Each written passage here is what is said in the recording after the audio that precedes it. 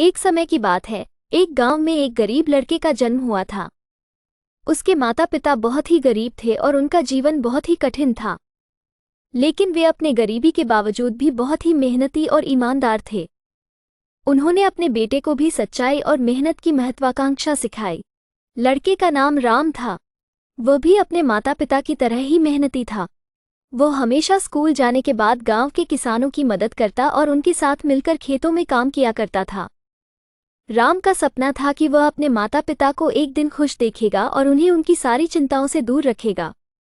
एक दिन गांव में एक राजा का दौरा था। राजा ने गांव के सभी लड़कों को एक प्रतियोगिता में भाग लेने के लिए आमंत्रित किया। इस प्रतियोगिता में जीतने वाला लड़का राजा का विरासतधारी बनेगा। राम ने भी इस प्रतियोगिता में भाग लेने का निर्णय किया।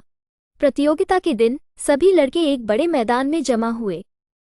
राजा ने एक बड़ी सीट बनवाई थी जहां से वे सभी लड़कों को देख सकते थे। प्रतियोगिता का पहला चरण था कि सभी लड़कों को एक बड़ी पहेली हल करनी थी। राम ने भी पहेली को हल किया और उसने सभी को हैरान कर दिया। दूसरे चरण में राजा ने सभी लड़कों को एक साथ कई उच्चारण करने का आदेश दिया। राम ने भी सभी उच्चारणों को सही तरीके से किया और उन्होंने एक बार फिर सभी को प्रभावित कर दिया। तीसरे चरण में राजा ने सभी लड़कों को एक दौड़ में भाग लेने का आदेश दिया। दौड़ में भी राम ने सभी को पीछे छोड़ दिया और वह पहला आया। राजा ने राम को प्रथम स्थान दिया और उसे राजा की उपाधि दी। राम अब राजा था, लेकिन वह अपने माता पिता को नहीं भूला। उसने गांव में एक नया आदर्श स्थापित किया और उसने गरीबों की मदद के लिए एक नया कार्यक्रम शुरू किया।